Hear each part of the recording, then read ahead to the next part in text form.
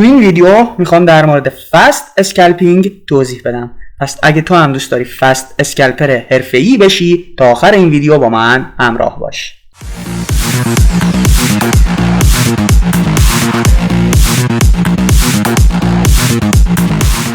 به کانال خودتون خوش اومدید. من مهدی هستم و در این کانال در مورد ترید به روش اسمارت مانی صحبت میکنم.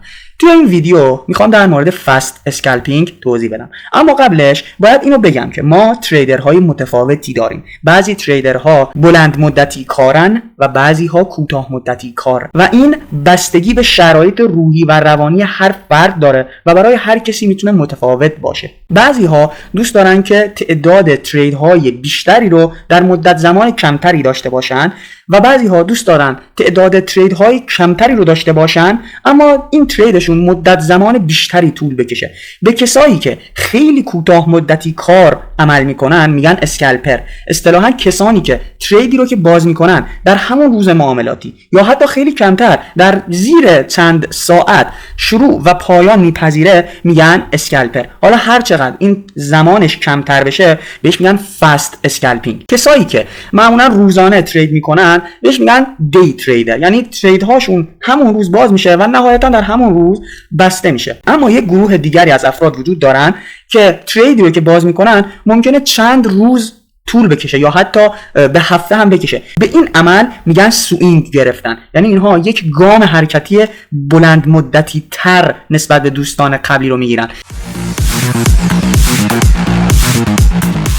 نکته‌ای که اینجا حائز اهمیته اینه که تفاوت وجود داره بین روش تحلیل هر دسته از تریدرها. ببین سبک کار ما در این کانال اسمارت مانی هستش. فرقی نمیکنه شما چه بخوای سوینگ بگیری یا چه بخوای اسکالپر باشی، ما میتونیم از طریق اسمارت مانی اینو به دست بیاریم. اما چیزی که متفاوت هستش استفاده از تایم فریم ها و نواحی ما هستش. وقتی میخوای اسکالپر باشی باید نواحی که پیدا میکنی نواحی کوتاه مدتی تری باشد نسبت به کسی که میخواد سوینگ بگیره. کسی که میخواد اسکالپر باشه اوردر بلاک های 1 ساعته 15 دقیقه جهت روند مارکتش رو توی مثلا 1 ساعته یا 4 ساعته به دست میاره. اما کسی که میخواد سوینگ بگیره جهت مارکتش رو در تایم فریم هفتگی در میاره، توی روزانه نواحی لیکویدیتی و نواحی اف وی جی خوبش رو پیدا میکنه و توی تایم های پایین‌تر مثل 4 ساعته میاد و اوردر بلاکاشو پیدا میکنه، تاییدیه و ورودش رو روی تایم فریم 1 ساعته یا نیم ساعته میگیره و اونجا ورود میکنه. اما کسی که میخواد اسکالپر باشه معمولا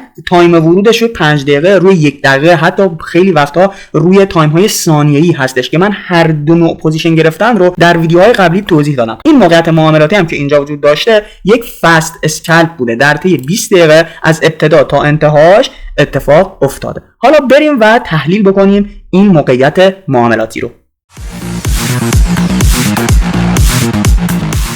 ما گفتیم که توی این ویدیو میخوایم اسکالپ انجام بدیم. خب وقتی میخوای اسکالپ انجام بدی باید بریم توی تایم فریم های پایین‌تر دیگه، مثلا بزنیم روی 1 ساعته 2 ساعته یا نهایتا 4 ساعته و از اونجا شروع به تحلیل بکنیم نمودار خودمون رو. مثلا ما اینو میذاریم روی تایم فریم 1 ساعته. ببینید این نمودار ما در تایم فریم 1 ساعته هستش، ولی من گفتم کسی که میخواد حرفه‌ای‌تر کار بکنه، یک تریدر حرفه‌ای‌تر حتما میاد و یه تایم بالاتر رو هم در نظر میگیره. ببین شما باید بیاید توی تایم روزانه و یک نگاه بکنی ببینی اصلا کجای مارکت هستی. من توی ویدیوهای قبلی روی همین دارایی این قسمت رو تحلیل کرده بودم و گفتم ادامه قیمت میتونه برگشت به این ناحیه باشه برای پر کردن این اف وی جی. اینجا هم لینکش رو برات میذارم. این دارایی تون کوین هستش که به تازگی ها تونسته سقف تاریخی خودش رو در تایم فریم روزانه بشکنه و در حال پول بک زدن بود. اینجاها میتونست ناحیه خوبی برای خرید باشد. این برای چه کسی بود؟ برای کسی که میخواد سوینگ بگیره. یعنی چیکار کنه؟ یعنی میخواد از اینجا بیاد و گام حرکتی بعدی رو بگیره. مثلا قیمت این سقف رو شکسته برمیگرده به این کف، از اینجا میره و یک گام جدیدی رو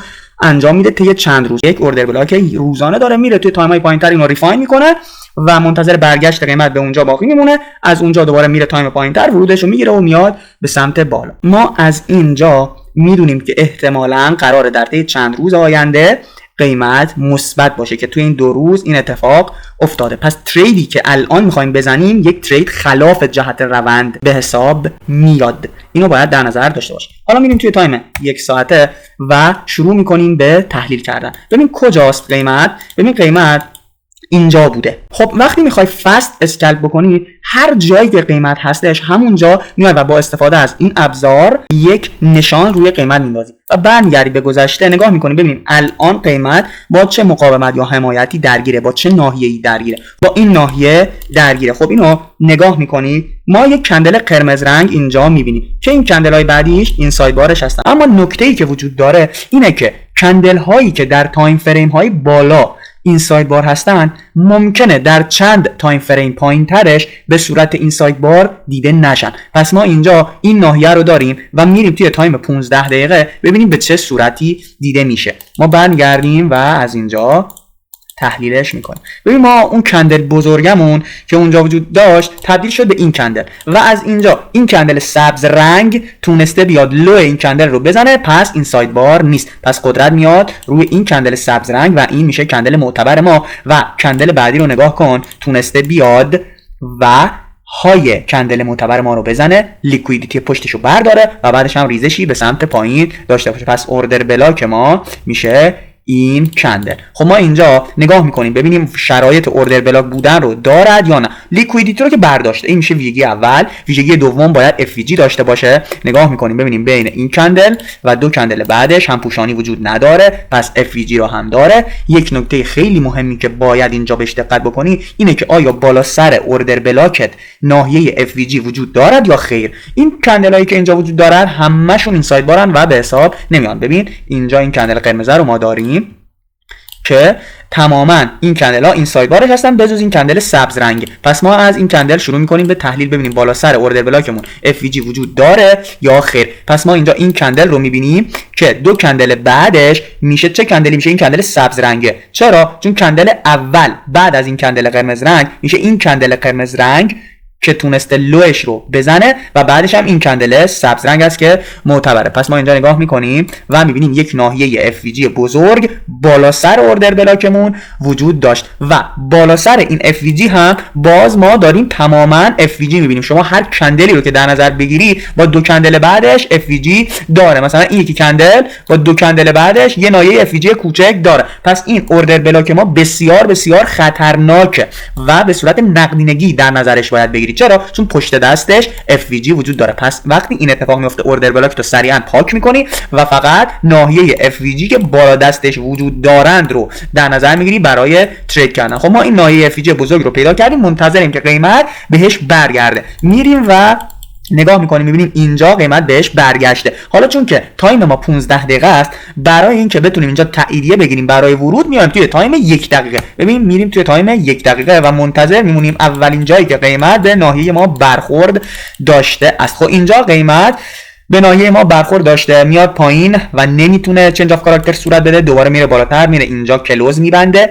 توی این گام ما دنبال یک ایندوسمنت هستیم که قیمت بیاد چنج اف کاراکترش رو بده. ببین اینجا قیمت میاد و چنج اف کاراکتر رو با این شادو ریز به شما میده. اما ما گفتیم وقتی چنج اف کاراکتر رو دیدیم توی گامی که موجب چنج اف کاراکتر شده باید یک ایندیوسمنت ببینیم. قیمت بیاد این ایندیوسمنت رو بشکنه، از نواحی اوردر بلاک بالا دستش سفارش برداره بیاد برای حرکت اصلی. خب قیمت اومده ایندیوسمنت رو شکسته. اوکی، بعد چنج اف کاراکتر رو داده اینجا. حالا توی این گام ما هستیم، دنبال این شماتیک هستیم. اینجا ما دنبال یک ایندیوسمنت توی این گام میگردیم. ایندیوسمنت ما کجاست؟ ببین اولین ایندیوسمنت اینجا بوده و ایندیوسمنت بعدی کجاست؟ ایندیوسمنت بعدی این کندل قرمز رنگ هستش. قیمت اومده ایندیوسمنت رو برداشته، این اتفاق رخ داده، الان قیمت داره برمیگرده. ما توی این گام هستیم، توی این مرحله هستیم. آیا بالا دست این ایندیوسمنت اوردر بلاکی وجود داره؟ اینجا هیچ اوردر بلاکی وجود نداره. چرا؟ چون اصلا FVG اینجا بالا دست این ایندیوسمنت وجود نداره. هر کندلی رو که نگاه بکنی بخوای در نظر بگیری FVGش مصرف شده. پس اینجا اوردر بلاکی وجود نداره برای ما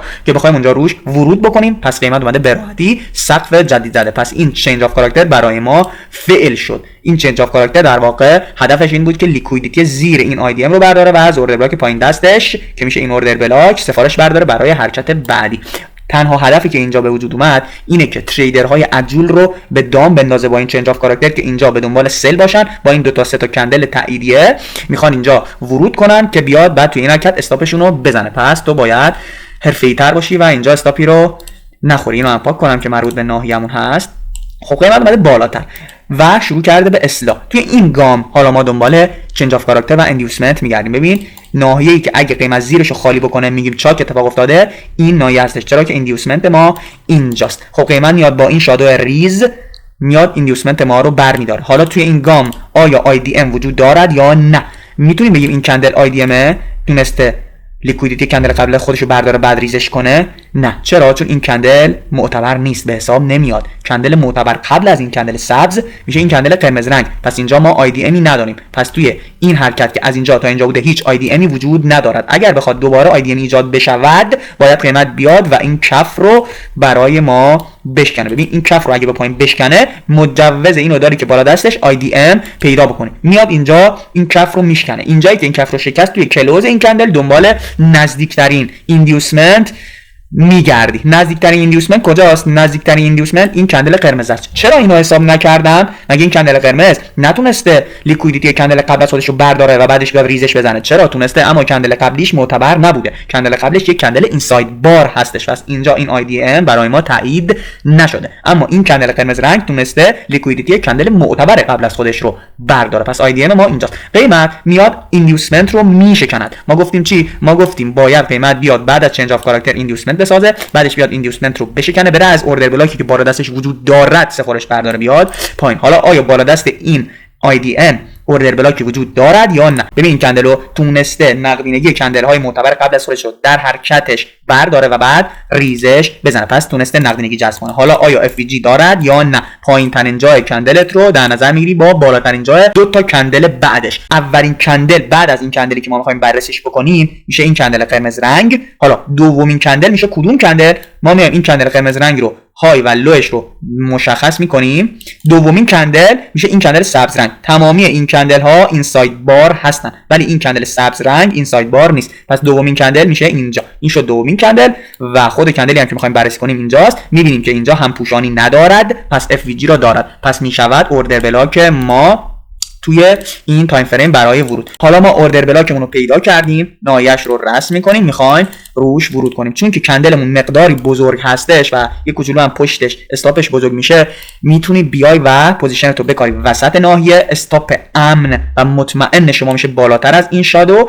و تارگت شما، تارگت یک شما میشه اینجا روی این منطقه، تارگت دو شما میری توی تایم 5 دقیقه یا 15 دقیقه یک اوردر بلاک مخالف پیدا میکنه. ببین اینجا توی این حرکت این کندل قرمز رنگ تونست بیاد لیکویدیتی کندل قبل از خودش رو برداره با استفاده از این شادو و بعد بره به سمت بالا. پس این میشه یک اوردر بلاک ما که دقیقاً قیمت هم اومده روی این اوردر بلاک باش شده. پس این میشه تارگت شما که آره 4.5 رو میتونستی ازش به دست بیاری. یک پوزیشن فست اسکلپ هستش که کلا از زمانی که ما رو وارد معامله کرد تا زمانی که به ما تی پی را داد، از این کندل سبز رنگ تا این کندل قرمز رنگ کلا 24 دقیقه بیشتر طول نکشید. این دیگه همین نزدیکای قیمت هستش دیگه. شاید 2-3 ساعت پیش بود اینجا، از اینجا ببین تا اینجا کلا 1-2 ساعت، این مربوط به 2 ساعت پیش هستش. حالا خود این ناحیه 5 دقیقه رو هم میتونستی تریدش بکنی. این ناحیه 5 دقیقه‌اش هستش، میری برای ورود توی تایم 30 ثانیه یا 15 ثانیه همون IDM و همون اتفاقاتی که قبلا توضیحش دادم رو